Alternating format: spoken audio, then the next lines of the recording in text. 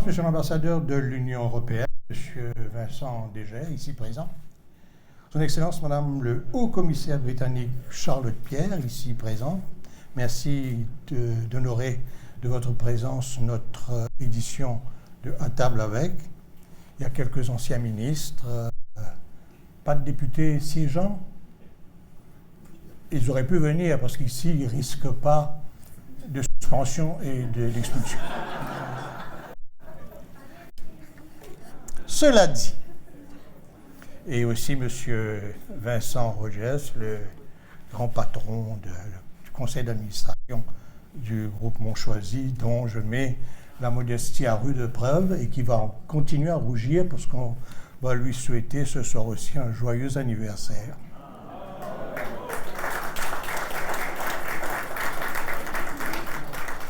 Ce qui lui permettra de faire des économies, parce qu'il va bénéficier d'un ticket métro gratuit dorénavant. C'est un plaisir qu'on retrouve Vincent.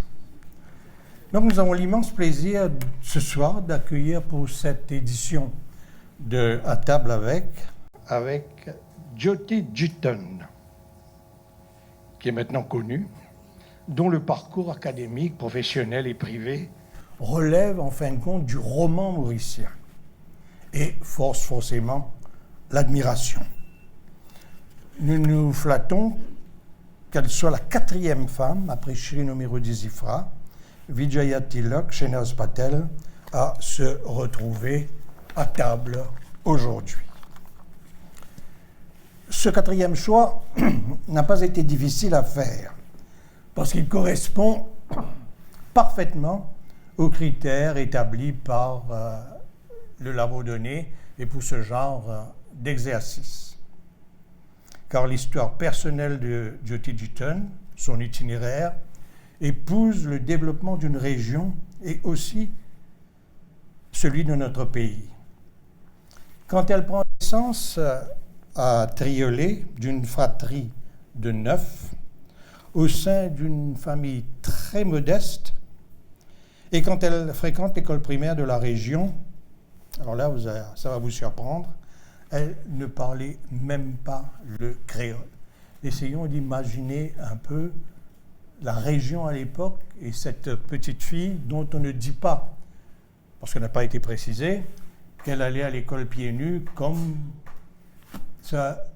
Siouska Ramgoulam et Sir Nirud Jognot à l'époque. Aucune relation de cause à effet forcément.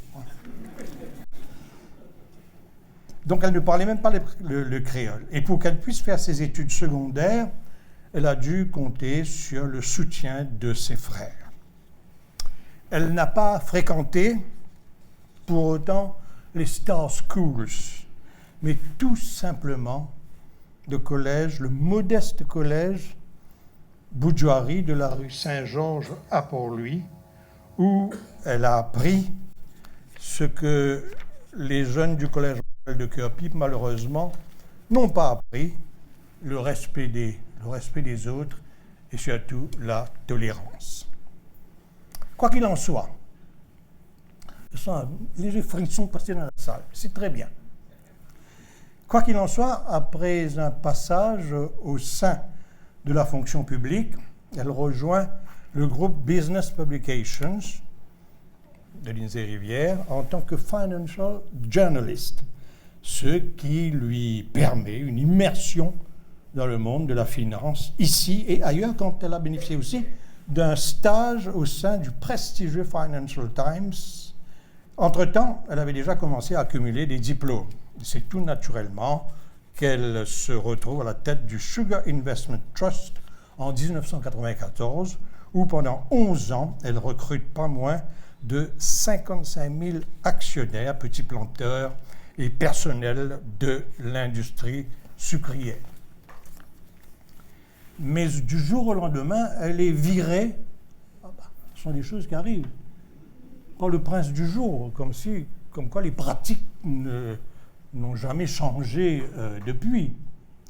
Elle est virée sans aucun motif apparent, sauf peut-être pour faire de la place à un jouisseur de prébende, excusez ma franchise.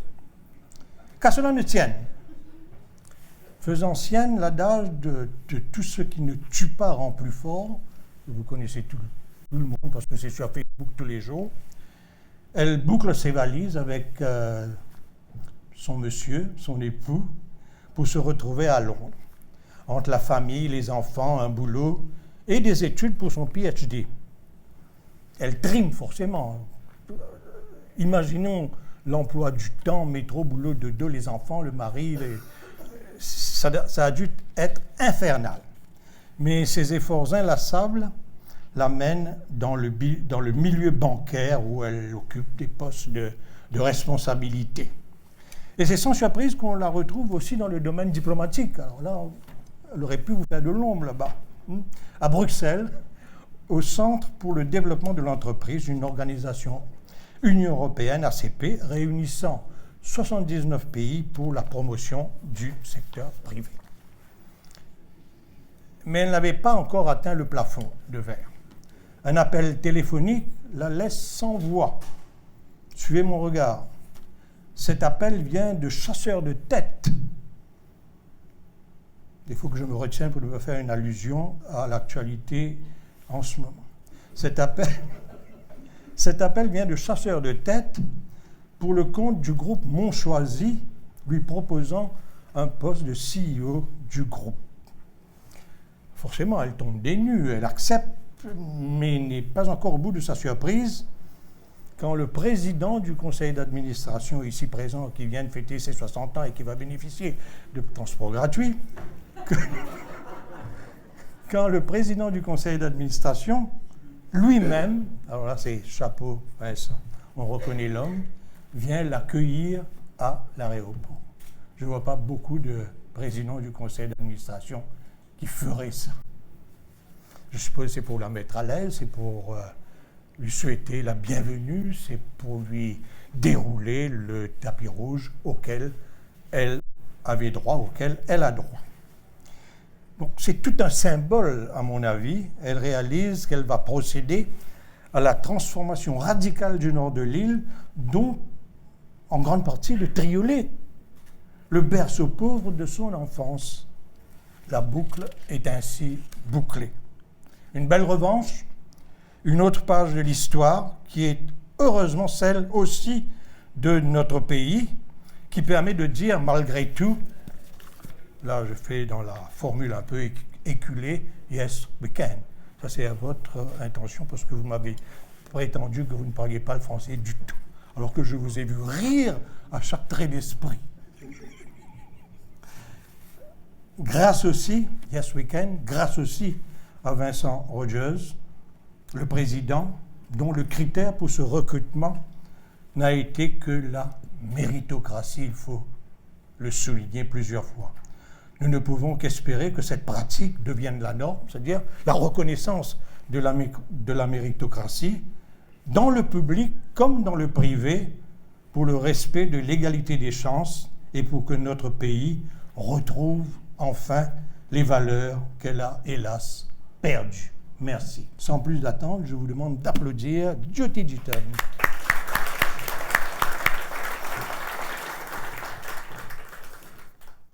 Merci Finlay. Comme vous pouvez imaginer, on a l'habitude de faire des discours, mais jamais de parler de soi. Et je me suis dit, mais Finlay a tout raconté. I can go and have dinner now. Bonsoir tout le monde. Good evening. Je sais que la tradition ici veut que les conférenciers s'expriment essentiellement en français. Je vais quelque peu déroger à cette pratique en utilisant de temps en temps un peu d'anglais. Vous ne pouvez pas imaginer l'angoisse qu'il y a pour passer de mon Bhojpuri villageois au français des salons. Je vais faire de mon mieux, mais je crois que vous allez préférer mon anglais. Notre sujet de ce soir, et je dois dire mon chapeau à Jean-Claude Delestrac, parce que quand il m'a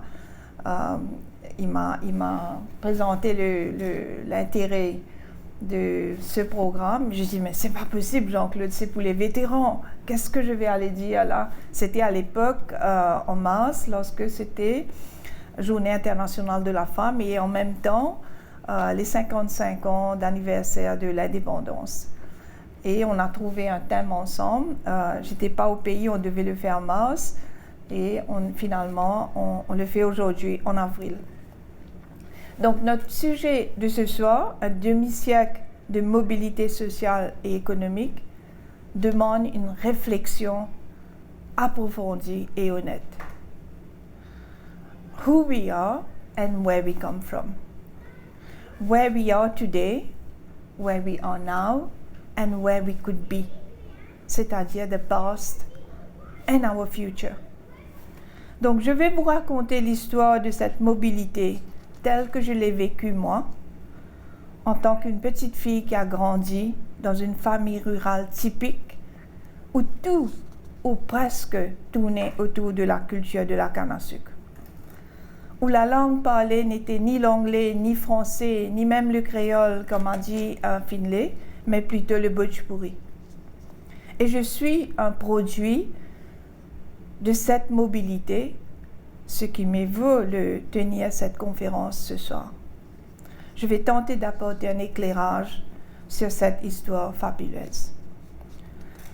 Le progrès que le pays a connu, ont-ils été déterminés de l'extérieur ou bien sont-ils les résultats des décisions cruciales qui ont été prises ici à Maurice? Ou encore, parce qu'un peuple est né de l'improbable brassage d'hommes et de femmes venus de force ou de gré, de France, d'Afrique, de l'Inde, de Chine, une nation nouvelle qui a voulu prendre son destin en main et produire ainsi une émancipation économique et sociale qui a été qualifiée de miraculeuse. Double miracle, miracle économique et miracle de coexistence pacifique. Were we lucky, or did we make our own luck, our own destiny? So let's rewind the clock at the time of independence. Je suis née et j'ai grandi à Triolet. Les villageois étaient pour la plupart des planteurs, petits et moyens. L'usine sucrière de Solitude était le poumon du village. L'usine a fermé ses portes en 1983. La centralisation de la production oblige. And the village was very cosmopolitan, with different religions, different ethnic groups, all living together, and I must say very much like a community. This was a miniature Mauritius. This was a time of doom and gloom in the country. Few industries, high unemployment, low living standard, poor medical facilities, and people surviving on the basic minimum. Per capita GDP in those days, $200. Moi, j'ai eu de la chance. Mon père avait un travail. Il était chauffeur d'autobus. Au fait, il était chauffeur de camion auparavant et laboureur dans un établissement. Cependant, contrairement au mythe selon lequel l'établissement appartient à un seul groupe de personnes, moi j'ai passé mon enfance à écouter les récits de mon père sur ses misères. Or, il travaillait pour un établissement qui appartenait à un grand planteur de Triolet, un hindou comme nous. Comme la plupart des ménages de l'époque, mes parents possédaient aussi un petit lopin de terre sous culture de canne, et il élevait une vache, des chèvres et des volailles. Mes parents et mes frères effectuaient les travaux des champs. Il fallait de plus trouver de quoi nourrir les animaux. Les femmes élevaient le bétail et vendaient le lait, les œufs et les chèvres, ce qui constituait une importante source de revenus. Nous cultivions également des légumes dans le backyard. Nos repas étaient composés de ces légumes frais et bio, no carbon footprint. This was the era of self-sustainability, although those words did not exist in those days. Grow and eat your own veg. Sew and repair your own clothes. Hand-me-down was how you clothe your kids. Nous vivions dans une maison en tôle. Bien sûr, les gros planteurs avaient des belles maisons en béton. Mais je dois dire que nous avions toujours de quoi manger. Nous avions une radio et nous écoutions des programmes en hindustani. Nous n'avions pas de téléviseur, mais l'un de nos voisins, la famille Anat, en avait un. Et chaque jeudi soir, c'était un événement. Un film hindustani passait à la télé et nous supplions nos parents de nous laisser le regarder chez notre voisin. C'était aussi le temps de community life. Maman n'a jamais été à l'école et elle ne voulait pas que j'aille au collège. Elle avait besoin des extra pair of hands à la maison pour l'aider avec les tâches ménagères. Mon père, lui, il a quitté l'école alors qu'il était en seconde. Il savait à peine écrire son nom, mais il était ambitieux pour nous. Il a toujours voulu qu'on aille à l'école. Et en fait, je ne suis pas allée à l'école uniquement... je suis allée à l'école uniquement parce que ma mère était malade et hospitalisée au début de l'année scolaire. Et ce sont mes frères who told my dad off that I should go to college. Il faut dire que life was much, much harder for women in those days. Ses mères et ses épouses travaillaient très dur, très dur, 7 sur 7. Women had no horizons, they had no job opportunities.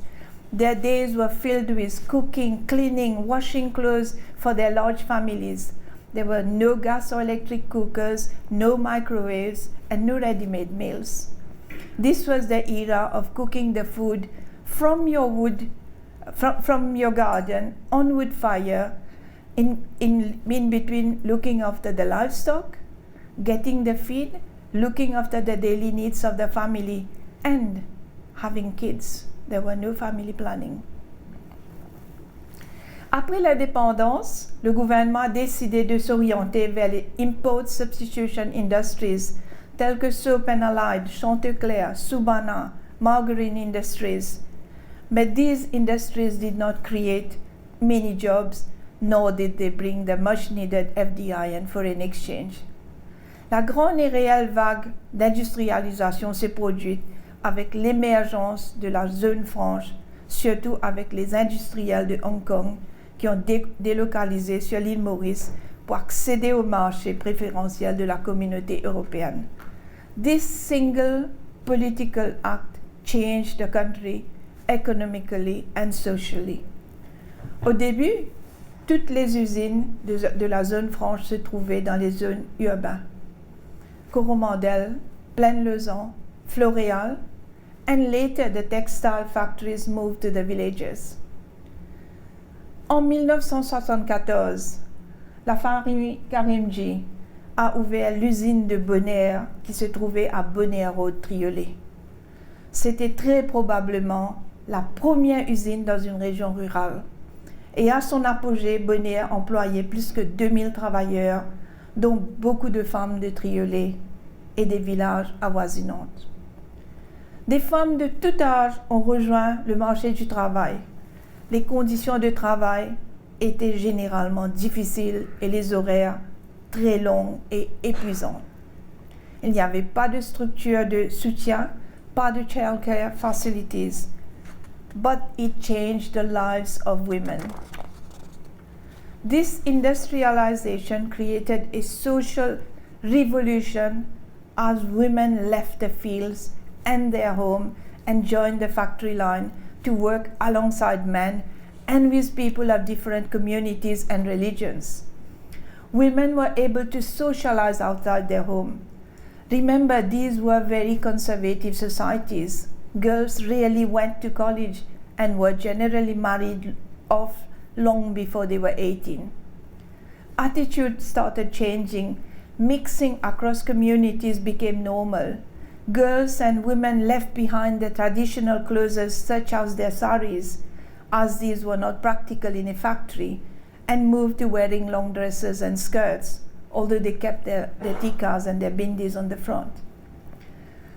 L'industrialisation a apporté des changements conséquent dans la qualité de vie. No longer long hours polishing floors. They invested in floor tiles.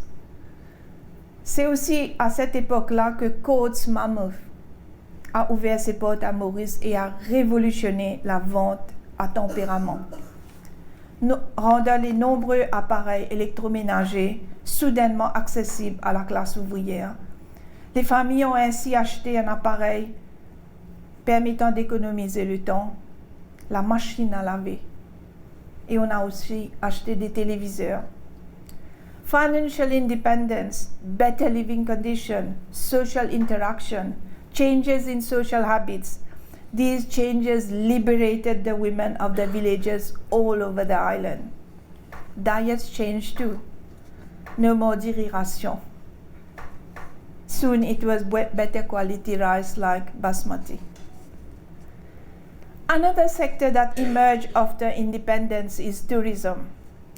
In the village next to us, one of the first hotels of the region opened, Trois Biches Hotel, and my brother was among one of its first employees, and we were very happy that he had a job.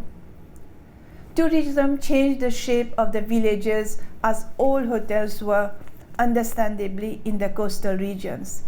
It provided formal employment to the youth of the village and a ready cash market for growers and sellers of fruits and vegetables, and passengers for taxi drivers. Tourism also meant interaction with foreigners and foreign languages.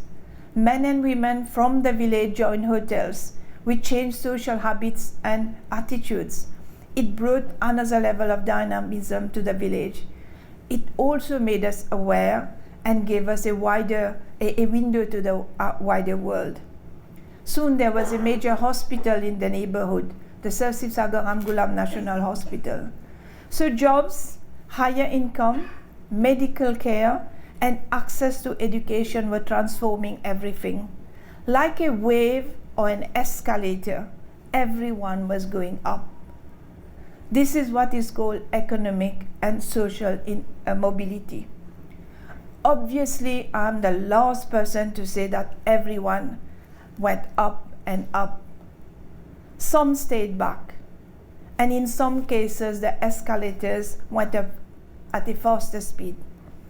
Not everyone got a fair share of the cake that grew bigger and bigger, but globally a lot of people got out of poverty and had a change and a better social and economic standing. One of the biggest stories of the last 50 years has been access to education, which has been phenomenal in its transformational impact. In 1977, secondary school education became free, and this was a major game changer. Prior to this, parents in rural areas like Triolet generally did not send girls to secondary schools and often had to make choices about who to send to school. Boys would win the battle as they could become wage earners and help financially, while girls were married off and were no longer the parents' problem. Education and social mobility go hand in hand, and so do opportunities. Education was the most phenomenal catalyst for raising the population out of poverty. And this is how and why I was able to complete my secondary education. In fact, I am a pure product of that free education and free secondary school education. That decision in 1977 is the reason why I'm standing here today. Free secondary education was a game changer, yes, but it also has a dark side. We are exporting the one thing we should not be exporting, and that we should not be proud of exporting. Our best and brightest young people who could be our business and political leaders of the future are leaving the country. Year after year, we are producing laureates and paying them to study abroad, never to come back. it's understandable and good that our young talented professionals learn and benefit from living and working abroad, as I did, and so do my children. But we need them to choose to return and contribute toward building tomorrow's Mauritius. The biggest challenge of any enterprise today is skill shortages.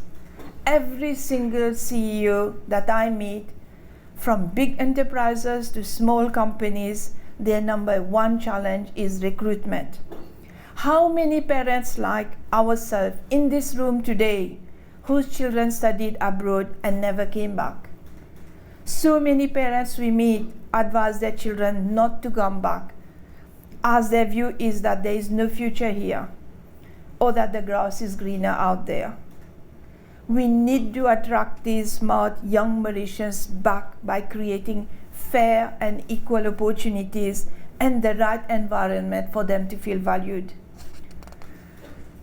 To come back to my story, I finished my HSC.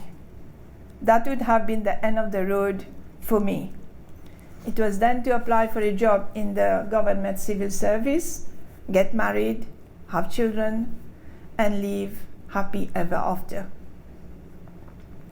Thus, I joined the government civil service as a clerical officer and got married a year later. And my only hope for mobility was to wait for a promotion in the civil service. The promotion did come, but not for me. And it was a shock, mais surtout une humiliation profonde. For weeks, I could not face anyone as many of my juniors had been promoted and not me. And this is when I said to myself, never again. I always had a deep hunger for learning, and my only passport out of this hole was further education. But I was married with 2 young children, living in L'Aventure, working in Port Louis. We had no car and there was no regular bus service. Clearly, it was impossible to ever think of going to university. It was just not possible to combine work, children, living in L'Aventure with going to uni. I therefore started self-study, which became my lifelong model for further studies. Lorsque j'ai terminé mes premières études professionnelles, j'ai vu dans l'Express une offre d'emploi pour un magazine économique et j'ai donc postulé. Et un jour, je reçois un appel téléphonique. C'était Lindsay Rivière à l'autre bout de ligne. Et ce coup de téléphone a changé le cours de ma vie. Il m'a ouvert les yeux sur le monde des affaires et de l'entreprise. J'étais une introverte qui fit la campagne. Je n'avais pas la moindre idée de ce que c'était le journalisme. Je me retrouvais désormais en première ligne pour interagir avec les chefs d'entreprise, les ministres, les hommes d'affaires. Ce fut intimidant et en même temps une période la plus fascinante de ma carrière. On vous jette au fond de l'océan, and either you swim and survive or you drown. A business magazine a stimulé mon appétit. J'ai alors écrit au Financial Times pour demander un stage. Et à ma très grande surprise, ma requête a été acceptée. Je me suis rendue à Londres et j'ai passé de nombreuses semaines au FT et dans la cité. Cela m'a ouvert les yeux sur un monde totalement nouveau pour moi. J'ai ensuite rejoint le Sugar Investment Trust en tant que premier employé. Il s'agissait alors d'une initiative du gouvernement et de la Mauritius Sugar Producers Association en faveur d'une démocratisation économique dans l'industrie sucrière. Je ne sais pas s'il s'agissait plutôt d'un calcul politique ou d'une véritable volonté de démocratisation. Quoi qu'il en soit, je m'y suis investi corps et âme, my heart and soul, et j'ai travaillé jour après jour pour en faire un succès. J'étais persuadée que quelque chose d'historique était en train de se produire. Et pour cela, j'ai mené campagne dans chaque usine sucrière. Il fallait convaincre les travailleurs, les laboureurs, les artisans, les petits planteurs de souscrire aux actions du Sugar Investment Trust. J'ai parlé aux travailleurs dans les usines. Je me suis retrouvée avec 400 travailleurs pendant un pause déjeuner, la seule femme à expliquer aux artisans. Je me suis retrouvée dans les champs avec les laboureurs. Je me suis retrouvée dans tous les villages, dans toutes les sociétés coopératives de l'île à expliquer aux planteurs. Et cette campagne a été extrêmement intense. J'ai découvert toute l'île, au fait, à l'époque. Et on a fini par convaincre 30 000 actionnaires qui ont souscrit aux actions qu'elles ont payées pendant 3 ans par direct débit de leur salaire ou de leur sugar proceeds. Et c'est ainsi que pour la première fois, on s'est retrouvé avec un planteur et un travailleur sur le conseil d'administration de chaque Sugar Milling Company. Imaginez maintenant le symbole de la présence d'un ouvrier, d'un artisan ou d'un petit planteur au conseil d'administration d'une société sucrière. It's absolutely mind-boggling. Nous avons eu à organiser des séances de formation pour qu'ils comprennent leur rôle, leurs responsabilités, pour qu'ils maîtrisent les questions financières de base ou encore les lois sur les sociétés. By 2003, on comptait 55 000 actionnaires. Dans un pays de 200 000 households, ça fait qu'un ménage sur 4 était actionnaire du Sugar Investment Trust. Et nous faisions des bénéfices et nous payions des dividendes chaque année. Ce n'était pas de la ferraille car à l'époque, nous nous sommes diversifiés dans les centrales thermiques, aussi bien que faire l'acquisition de 7 000 arpents de terre dans le cadre du Illovodil. Et nous avons même investi dans une banque, le New Cooperative Bank, dont je suis devenu the founding chairman. Il s'agissait là d'un autre start-up. Plus tard, nous avons racheté le Post Office Savings Bank et sommes devenus la Mauritius Post and Cooperative Bank, aujourd'hui la MoBank. C'est la réalité de toute entreprise commerciale. Il faut constamment élaborer des stratégies, être agile, s'adapter et prendre des décisions pour poursuivre, pour surveiller et prospérer. Rien n'arrive tout seul, ni le succès de la SIT, ni celui de la MPCB. Il faut qu'il y ait un leadership fort et décisif pour pouvoir naviguer à compte courant et il faut de la crédibilité et l'authenticité pour convaincre les gens et les fédérer. I continued my further studies in parallel. I first tried an MBA at the University of Mauritius, and I failed. I was kicked out after the first year. Obviously, that was predictable. My business model was not to go to university. So I later I registered for University of Warwick MBA by distance learning. And every year, I would get books and study materials in a big box by DHL. Honestly, don't ask me how I did it, but for sure I did it. And I loved it. The hunger and appetite for learning was very much alive. In 2004, I got admitted for a PhD at Warwick Business School. Then came l'épisode 2005. And we found ourselves in this big hole. And we left the country for London, for the big unknown. We set up base at the University of Warwick campus, and I started looking for a job. Very soon I was told that I was hugely overqualified for the jobs that I was applying for. I took the advice of some people, and I removed everything in my CV that looked senior. I deleted CEO of SIT, chairman, non-executive directorship, anything that looked intimidating to the person hiring me. I was not lying by omission, but I was making the CV more customized to the job being applied for. And within a week, I had 5 job interviews and 3 job offers. And this is how I joined BNP Paribas in London. And it was a major culture shock. My superior was 15 years younger than me. I had a daughter at uni, and my boss was not even married. I then joined Barclays Capital, but very soon the financial crisis happened. I lost my job at Barcap, but I was lucky to get another job at Merrill Lynch very soon. And then the very famous 15 September 2008 happened, when we went back home on a Friday, and we didn't know if we were coming back to work on Monday. Well, on Monday, Merrill's had been saved, acquired by Bank of America, in a deal in the US on a Sunday, and Lehman Brothers went down.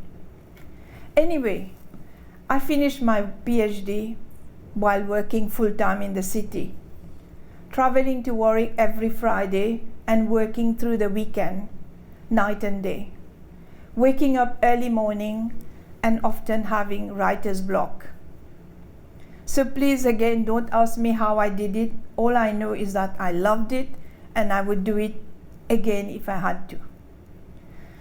I guess it's all about the values that my parents inculcated back in my early days: hard work, resilience in the face of adversity, and focus on making things happen.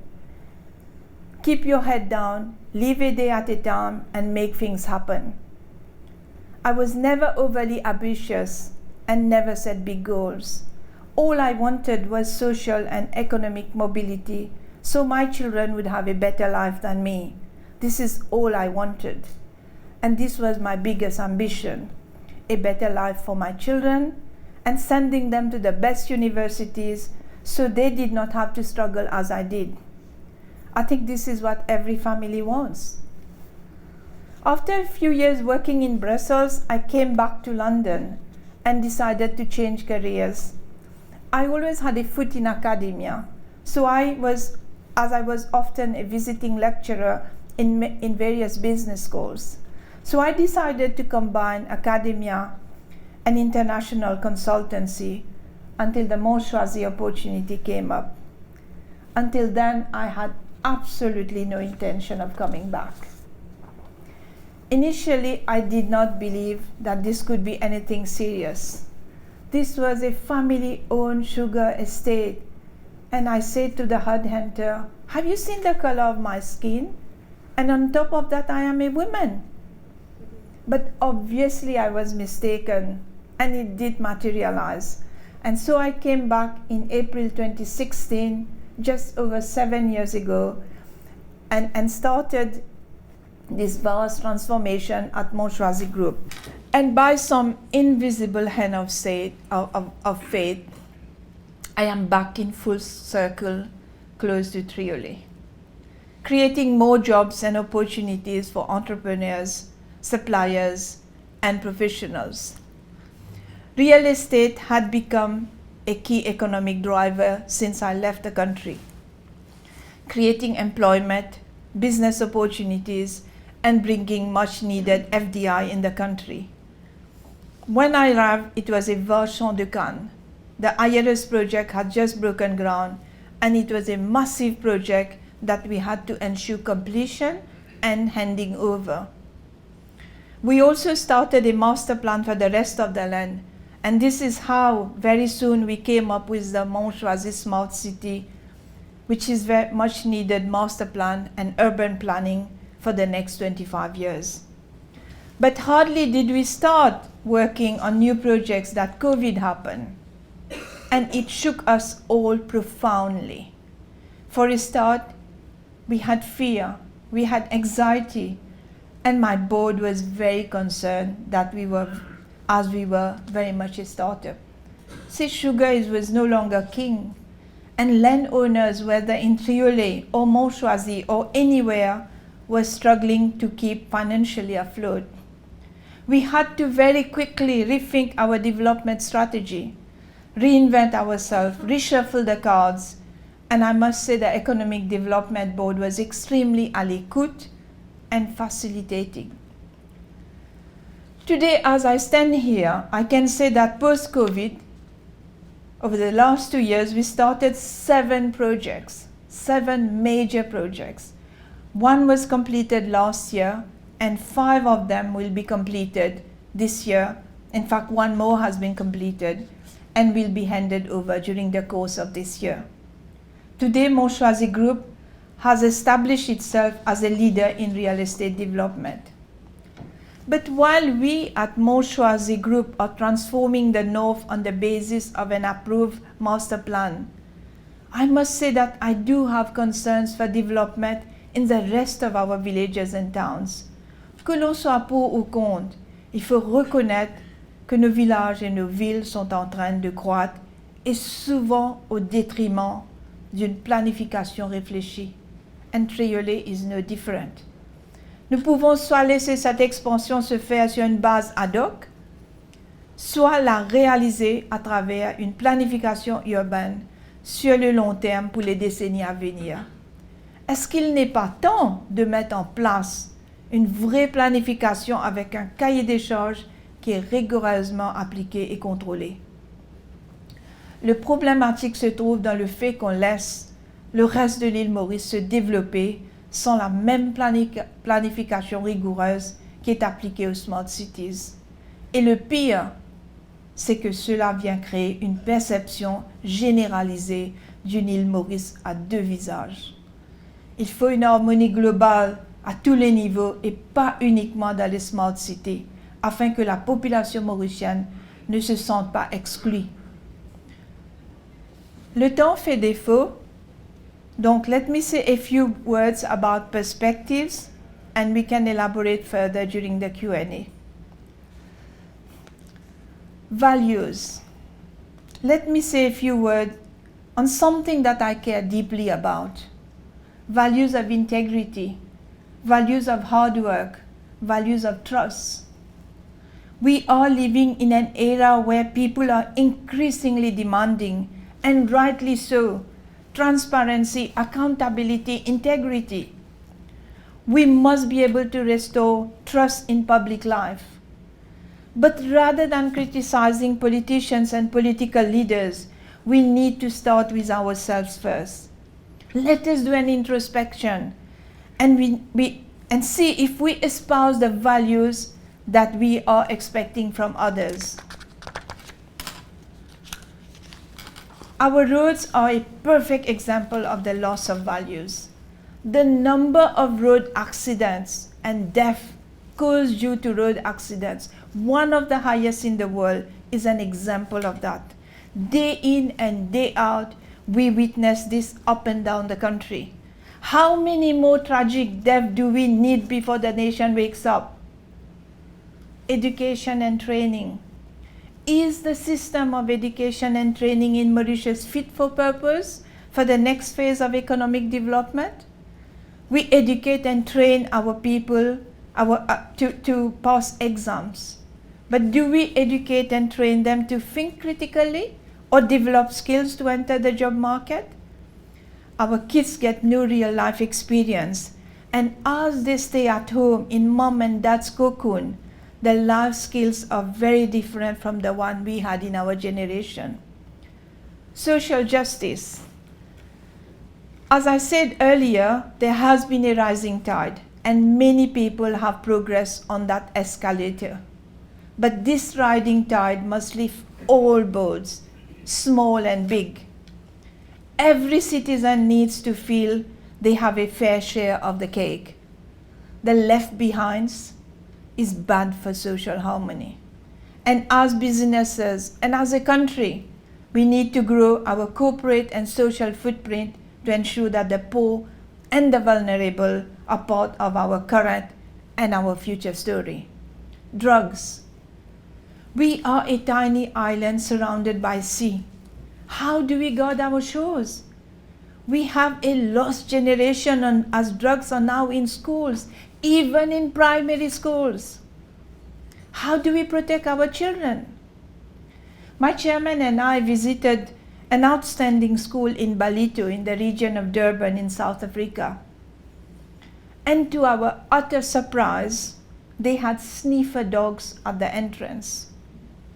No way they were letting drugs come in their schools. My husband was teaching in the UK. Over there, they have police officers in civil clothes to ensure discipline in schools. We need to be committed to find solutions, and we need to think out of the box to find solutions. Technology and innovation. We have come a long way in the last 50 years, but our trajectory and our development are not written in stone. Successful businesses understand that past achievements and profits do not pay tomorrow's bills. Technological change has never been this fast and will never be this slow again. Nowadays, technology seems limitless, and in 10 years' time, the technology we use today will be obsolete. So innovation and change is key. Social media. Social media has revolutionized our world, but it has a dark side, a demon called populism, which feeds on its platform without any responsibility. Aujourd'hui, avec les réseaux sociaux, le débat public a changé de visage pour le mieux et parfois pour le pire. Cela complique forcément la vie, car on vit dans un monde où tout est à la minute près, où tout le monde est devenu un opinion leader et personne n'a la moindre idée de responsabilité par rapport à son opinion. Aging population. Une problématique cruciale demeure la population vieillissante. 25% de notre population ont plus de 60 ans. Et d'ici 2030, ce pourcentage continuera d'augmenter. L'interrogation principale demeure la suivante: d'où viendra notre main-d'œuvre, même si les gens continuent à travailler après l'âge de 60 ans? Nous avons besoin de politiciens courageux qui n'ont pas peur. Nous devons être honnêtes sur les problématiques et les solutions, même si elles peuvent parfois être douloureuses. Our vision for the future. Half a century after independence, today we have a country that has modern infrastructure, low unemployment, high level of education, with many university campuses, adequate medical facilities in public and private sector. Our per capita GDP is close to $10,000. There's no doubt quality of life has improved. We eat better, we live longer, many people travel overseas, and many people go out for meals in restaurants. Triolet is bustling with activities. The main road has lots of restaurants and retail outlets. But can we say that we have reached the top and drown ourselves in complacency? Can we say that we are on top of every ranking in Africa and we stop innovating? Can we say that our education level is excellent and we do not self-reflect on how fit that education system is for l'île Maurice de demain? We are at a major tournant in our country's journey. Just like decisions were taken at the time of the independence to diversify the economy from sugar to EPZ, to tourism, to financial services, to real estate, what is going to be our next pillar of development? What next? What for 2030? What for 2050? That road starts here, and we need to start shaping that vision and the master planning of that road today. In conclusion, my journey from Triolet to this table. Firstly, my story is quite likely the story of many people of my generation. The lesson for me has been education, education, and education. This is the key driver to take you up that ladder on that escalator. Do not let yourself be restricted by age or by medium of study. Take the opportunity, invest your time, and adapt it to what works best for you. Have an inner strength and resilience so that no adversity can shake your belief. I was only 27 years old, and in my neighborhood, in the village, people were saying, "Buriya hogal padte bate." To translate that, In Creole, it means Lin vin vieille, il peut encore apprendre. And I was only 27 years old. And as a final note, I will say, it is often said that behind every successful man, there is a woman. I would say that behind this successful woman, if I am one, there are many men. Starting from my father, my brothers, my husband, and all those who held my hand one way or the other during the course of my life, as friends, as colleagues, as moral support, and sometimes as my chairman. Thank you very much. C'est pas très dur après avoir entendu un discours pareil. Et je crois que Jyoti ne peut qu'inspirer la jeune génération, justement parce que les opportunités existent et est à la jeune génération de profiter. Sans plus tarder, si vous avez des questions, vous levez le doigt. Alia va passer avec le micro et vous, Vincent, à tout seigneur, tout honneur, forcément, c'est Vincent qui doit avoir le micro en premier. On lui donne 15 minutes pour son discours. Je vais vieillir. Non, Jyoti, chers amis, Finlay, je suis obligé de reprendre. Je ne suis pas le grand patron. J'ai 60 ans, c'est vrai. Hein, mais je ne suis pas le grand patron de mon choisi. J'ai juste l'honneur d'être le président non exécutif du conseil d'administration qui comprend, et c'est vrai qu'on nous sommes une société familiale, 11 directeurs, dont 10 cousins. Souhaitez-nous bonne chance. OK?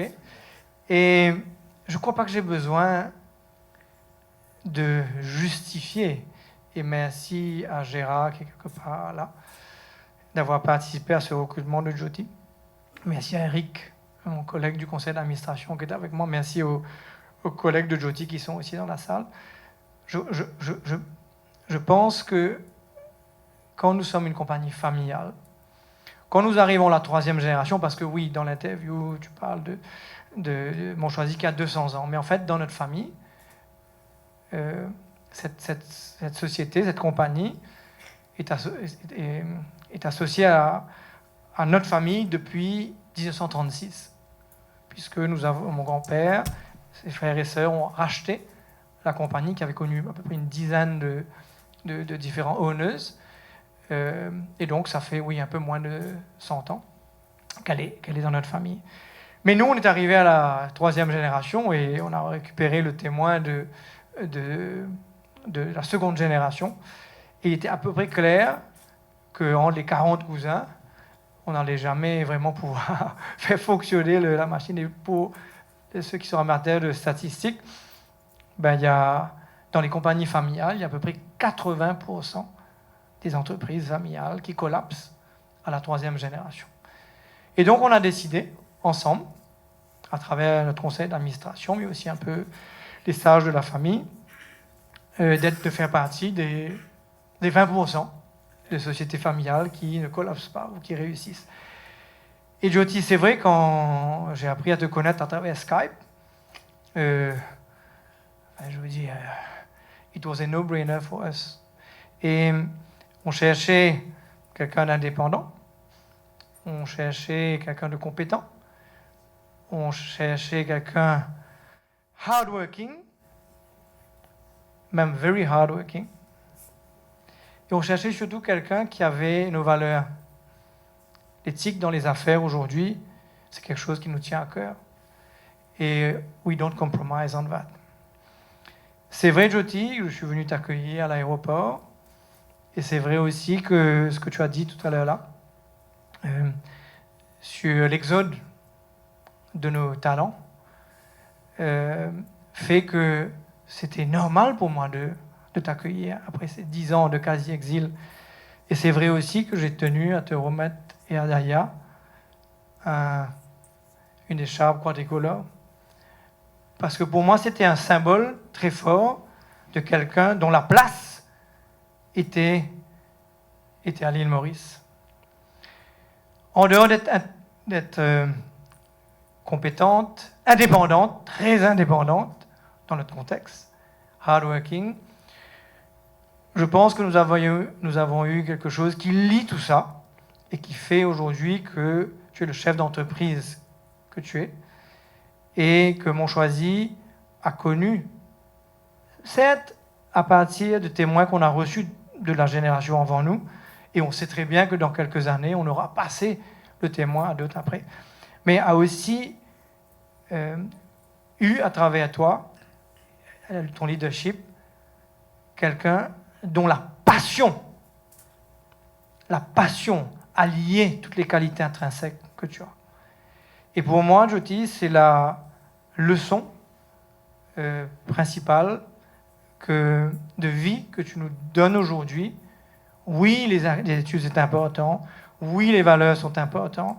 Oui, l'indépendance et le hardworking sont cruciaux dans le poste que tu occupes.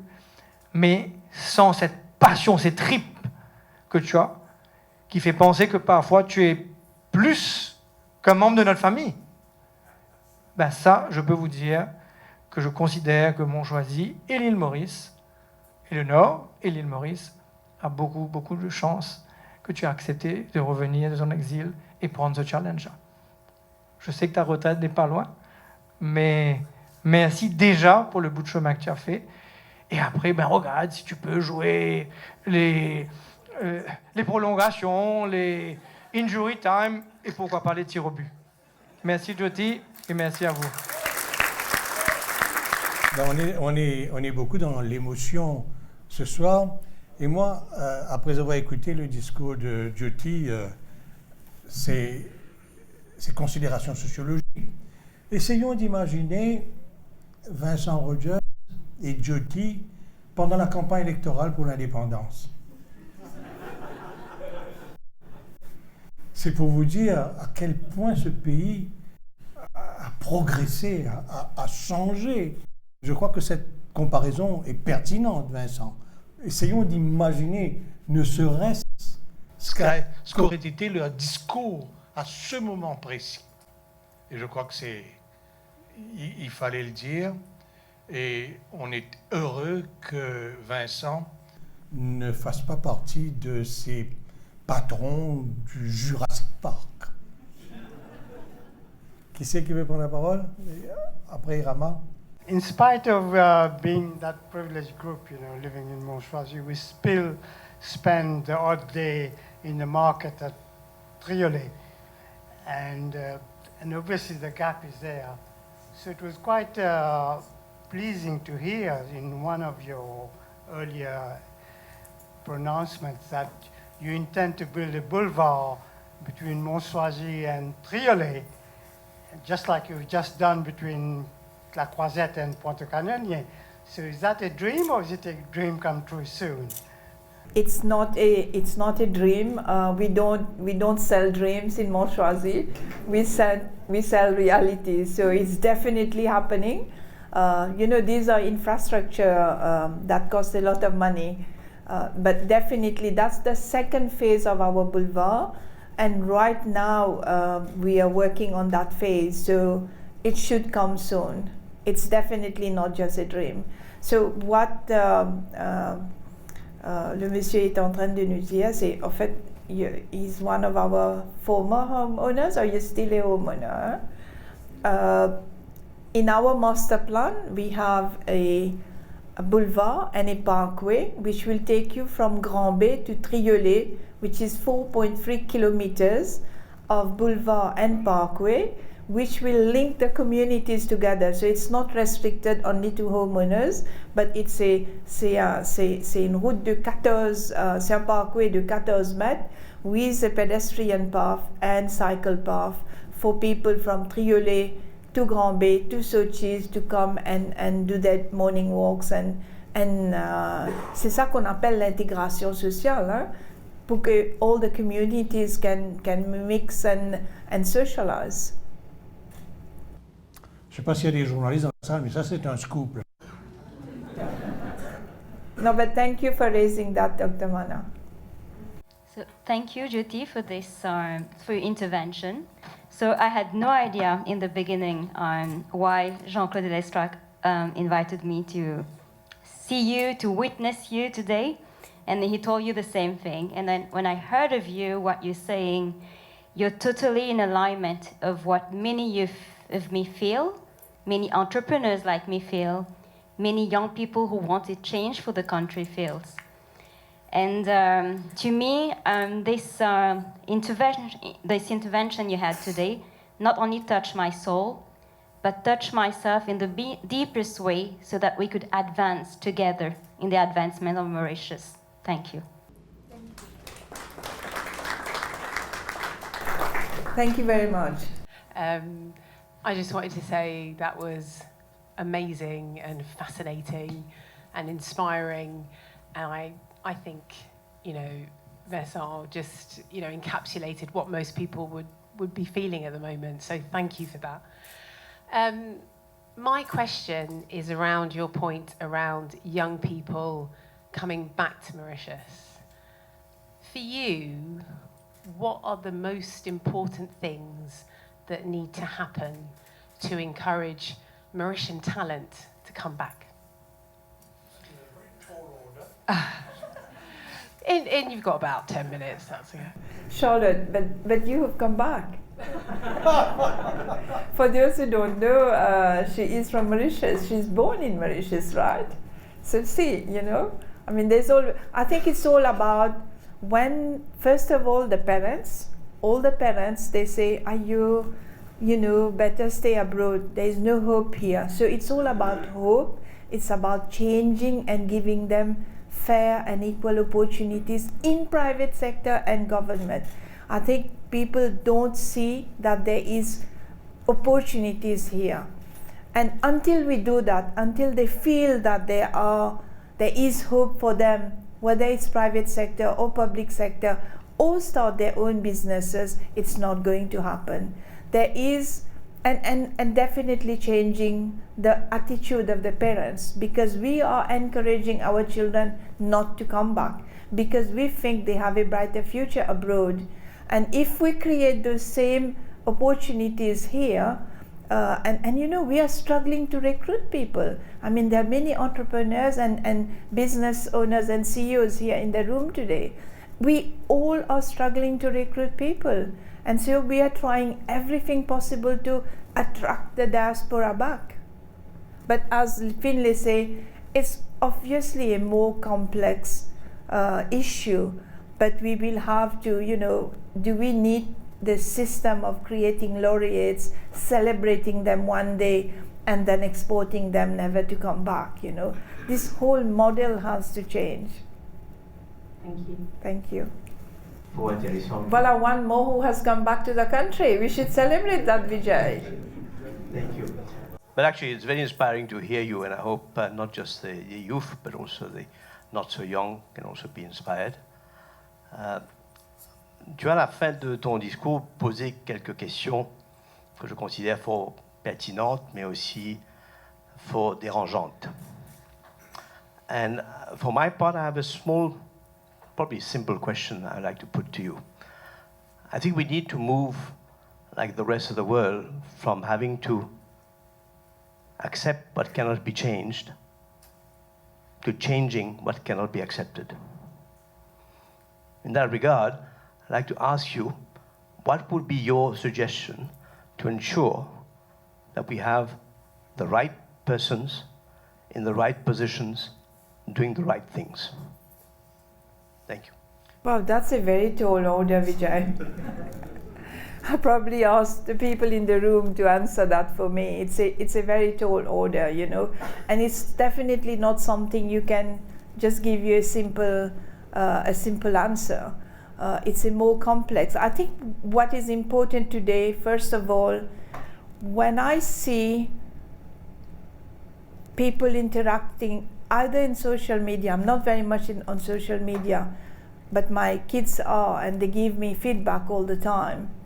And when we go to the villages, most of our families and relatives live in villages. and in urban areas, our professionals, friends, and contacts, there is a problem of people have given up hope. Il faut vraiment donner l'espoir. Today, people have accepted that it's the system, we can't change it. That's the way it's going to be, we've got to live with it. And I think that's the most fundamental thing we need to create, is this l'espoir que no, we should not accept things as they are, and we need to change, and we can change it if we all put our head together. We are all just kind of saying, well, there's nothing we can do about it, that's the way it is, and we can't change, but it's the system, it's the structures, it's too big a mountain to climb. Nothing is too big a mountain to climb. Thank you. Je reprendrai cette idée de faire revenir les jeunes avec une toute petite anecdote. Quand je suis rentrée à Maurice après des études en Angleterre avec mon mari lauréat, moi aussi lauréate, on était accueillis à Plaisance par Lindsay Rivière, jeune journaliste, qui nous demandait pourquoi on revenait. On ne savait pas, on avait peu de nouvelles de ce qui se passait parce que mes parents étaient partis pour l'Australie et mes beaux-parents ne nous racontaient pas grand-chose. Donc, très naïvement, on a dit, on vient servir notre pays. Bon, on était vraiment naïfs, mais je crois qu'on le croyait aussi.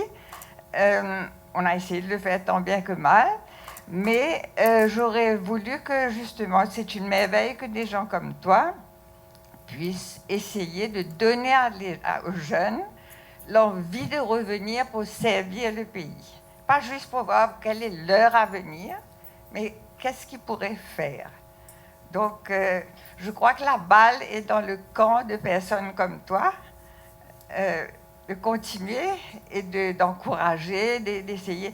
Disons à nos enfants, mais revenez parce que vous pouvez changer les choses. En ce temps de désespérance, c'est même pas du désespoir, c'est la désespérance, on a besoin de choses comme ça. Merci. Absolument d'accord.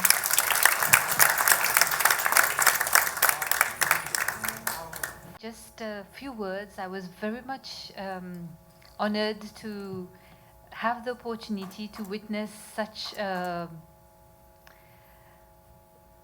deep experience, the changes that you have gone through in the whole of your life. What really touched me, I stood up to talk just to thank you for the few words of Bhojpuri that you said, you know, that Buriya ho gal ba, padte ba. And these are the words that I'm going to take with me, because there is no age to stop learning and to stop caring, to stop trying to change the things that need to be changed in our country. And it is our Mauritius, right? So we have to do something about it. Thank you. Thank you. I actually quite hesitated, and we had a big debate, my husband and I. You know, shall I put those Bhojpuri words? And he said, no, don't do that. People will laugh at you, you know. But that's something absolutely true that happened. I think it's very important that we have conviction in what we are doing and we believe what we are doing. So whatever people will say, if you know where you're going and you believe in it, then you just go for it, you know, and words like that don't matter. But yes, I come from a village and we speak Bhojpuri, and I know Natasha is here from Triolet. Mridula is somewhere in the La Salle. She also speaks Bhojpuri. My brother and my sister is here. So we're very proud, you know, of having kept that language alive. Whether it will stay alive in the future is a big question. Jyoti, I'm here. Thank you so much. I just wanted to say thank you. You know, we come from the same village, and hearing your story, I feel like, you know, I'm hearing the story of families, of friends, like, you know, in my parents' generation. And it's so inspiring, like, you know, what the message I'll take is hope. You know, give our youth hope. Because this is what, like, you know, the youth nowadays, they just, like you said, they have given up. And we just need to be examples and tell them Mauritius is getting better and better, and come, you can have your dreams here itself. We had the opportunity to travel quite a bit, and nothing is like when we say Mauritius is paradise, it is. It truly is. And we get to meet so many foreigners that come and value our country. And we as Mauritians needs to be proud of it and have that hope and do the necessary to make it better. But thank you so much. Merci. Thank you very much, Mridula. Maybe I'll just add something. I was very surprised. You know, sometimes we don't know much about our history. When I was preparing this, Jean-Claude Delestrac told me that he used to be ministre des Affaires étrangères et de l'émigration. Donc we had a ministry which was responsible to send our people abroad. So we Jean-Claude, maybe we need now a ministry of immigration. Of returning residents. Je parle plutôt, on a passé notre enfance ensemble. Je suis même libre peut-être, mais le parcours que tu as fait, j'ai témoigné avec mon enfance jusqu'à aujourd'hui. Même tes moments difficiles, tu étais toujours là pour m'aider, pour faire mon entreprise debout. À n'importe quel moment, j'ai besoin de ton aide. Même, tu n'étais pas là pendant 10 ans à Maurice. Dans le week-end, j'attendais pour te parler en Skype. Mais merci pour que tu es aujourd'hui. Tu es une exemplaire dans notre famille, comme dit, une dame de fer dans notre famille. On a prêché beaucoup, mais tu es là, tu aides tout le monde, même tes amis, même la famille. Mais moi, je remercie beaucoup parce que je suis là, je suis une femme entrepreneur. Mais les idées que j'ai eues avec toi, c'est ça qui a bénéficié mon entreprise. Merci beaucoup. Et j'espère que dans le futur, tu vas aider tout le monde comme ça.